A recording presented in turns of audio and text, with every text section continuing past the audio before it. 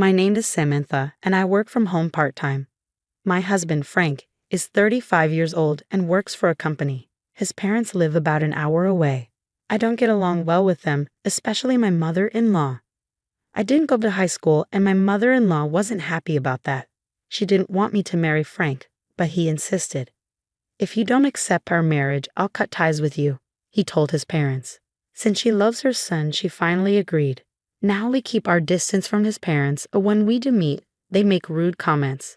How can someone who didn't finish high school be my son's wife? She works from home? That's just because she couldn't get a proper job. She's probably trying to take advantage of Frank and take our family's money.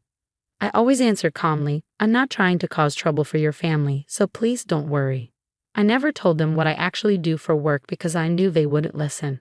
One day, Frank suggested I explain it to them. "I think Mom will understand if you explain your job properly," he said. But I told him she might just use that information against me.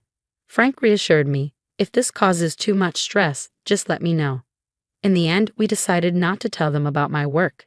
Instead, I acted like a clueless wife whenever we visited.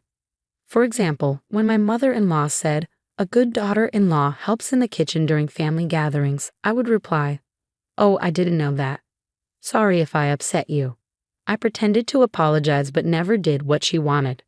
Our relationship stayed distant. My mother-in-law kept calling me ignorant and tried to teach me how to do chores. But no matter what I did, she always found something to criticize. I could have stopped visiting, but if I did, she would keep calling me nonstop. So I went, just to avoid that. But the more I failed, the more excited she got about teaching me. Worse, she started complaining about me to relatives and neighbors. My daughter-in-law is useless. She's lazy and can't do anything right. Because of this, everyone knew that we didn't get along. Whenever my husband was around, he would protect me from difficult relatives, and I also spoke up for myself. "I'm doing my best too," I said. "I didn't finish high school because of certain circumstances, but my parents gave me a good education at home. They taught me that interfering in other people's families is rude." The relative didn't expect me to talk back and got angry. "Instead of appreciating advice, you're being sarcastic?" They left with a trembling face. Frank and I were surprised by what happened and tried to forget about it. But later, my mother-in-law heard about it and scolded me. "I always thought you were unreasonable, but this is too much. I'll be reporting this to your parents." I replied calmly, "Are you planning to complain about my parents now too? They believe in handling their own matters, so they'll probably just laugh it off." She looked like she wanted to argue, but Frank stepped in. "Right now, Samantha is the one keeping us connected. She's even asking me not to cut ties with you. I'm staying quiet about your behavior for her sake." Hearing that, my mother-in-law glared at me before leaving the room. After that, we kept contact with them to a minimum.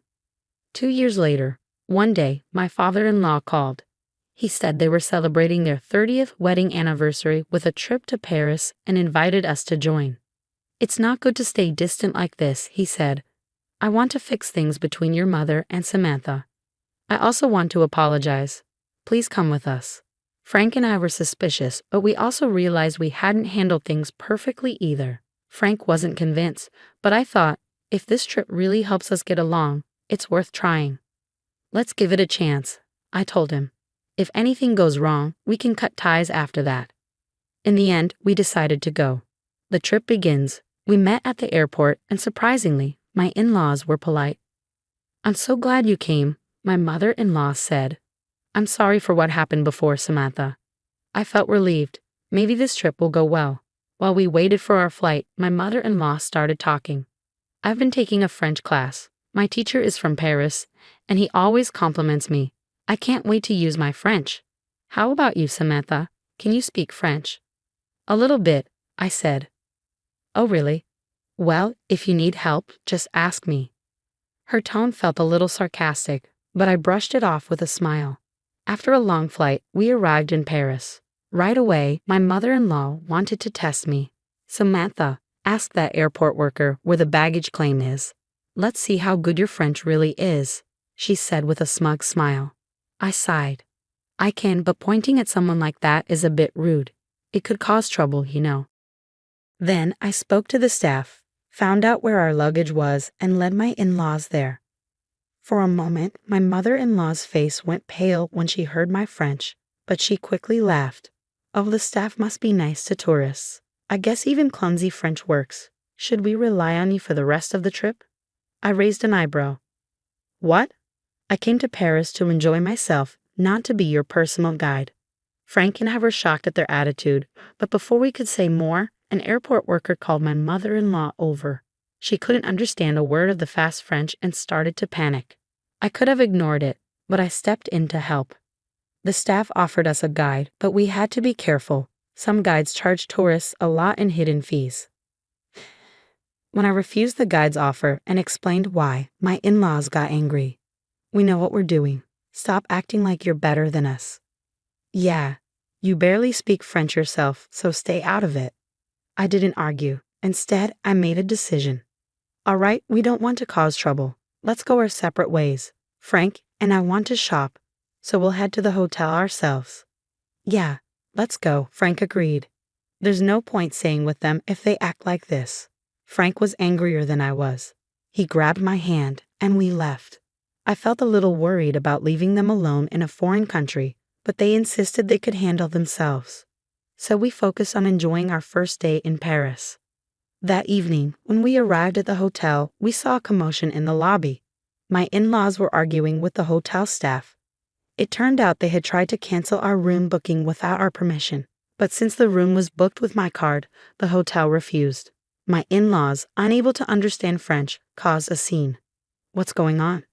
I asked. We don't want to stay in the same hotel as shameless people like you. My mother-in-law snapped. Leave at once. Frank and I exchanged looks. Then I smiled. We actually booked this hotel for you as a gift, I said. So if you don't like it, feel free to change hotels yourselves. But I can't, my mother-in-law mumbled, realizing she couldn't communicate in French. Well, in that case, we'll upgrade our room so we won't have to see each other during the trip, I said. I explained to the hotel staff, and they arranged a better room for us. My mother-in-law was frustrated. Why does your French work so well? They don't understand me at all. That's when I finally revealed my secret. I'm sorry for the confusion, I said. You know my father is American, but my mother and grandmother are French, so I grew up speaking French. My grandfather is from Spain, so I also speak Spanish. Oh, and I actually graduated from university. What? But you didn't even go to high school. Do you know what skipping grades means? I didn't attend high school, but I skipped ahead to university. Now, I work from home as a translator and interpreter for French and Spanish. I also self-taught myself Chinese and Japanese. As I finished explaining, the hotel staff told us our room was ready, and we walked away. My mother-in-law started shouting behind us. But I turned back and said, if you make too much noise, security might get involved. If that happens, I won't translate for you. Do you want to be banned from entering the country? That shut them up. When we got to our room, Frank bowed his head. Samantha, I'm really sorry. I had a bad feeling about this trip, but I never expected them to do something so awful. I don't want to deal with them anymore. I'm done. Let's cut ties for real this time. I smiled. No need to apologize. It's your family, so I'll follow your decision. We talked about the future, then spent the rest of our trip enjoying Paris, just the two of us. The last night. On our final night, we went to the hotel restaurant and saw something funny. My mother-in-law was trying to order food, but the waiter kept saying, please speak English. The staff was speaking in English, but my mother-in-law ignored him and kept trying to speak broken French. She couldn't pronounce anything correctly, so she never got her order. I felt bad for the staff but couldn't help laughing. I even recorded the moment. Then my father-in-law noticed us and walked over. Can't you see your mother is struggling? Why aren't you helping? I shrugged. I thought she was confident in her French skills. Besides, if I help, she'll just get mad, won't she? Come on, just order for her. I smirked. Well, I do translation as a job. If you want my help, I'll charge a fee. What? You're that greedy? Fine, I'll pay. Just do it quickly. I was surprised he agreed so easily. I translated their order smoothly, but instead of being grateful, my mother-in-law got even angrier. I didn't need your help, my mother-in-law snapped. Oh, your husband begged me to interpret for you. He even had to pay me for it. If you have any complaints, take them up with him, not me, I replied, then returned to my seat. The next morning, as my in-laws boarded the airport bus, the atmosphere was tense. It was clear they had fought after dinner. Cutting ties. After returning home, Frank and I visited my in-laws to formally declare our estrangement and to collect payment for the translation service. However, my mother-in-law had anticipated this and invited her French class friends over. As soon as I entered, the ladies frowned at me. My mother-in-law wasted no time playing the victim. She lied about her career to us, her own in-laws, and how shameless, refusing to help us in an emergency unless she got paid. I smiled and pulled out my phone. While we recorded our trip as a memory, so please enjoy, I played a video showing my mother-in-law struggling with her poor French, causing trouble for the restaurant staff, and demanding we separate from them. Her friends watched in stunned silence.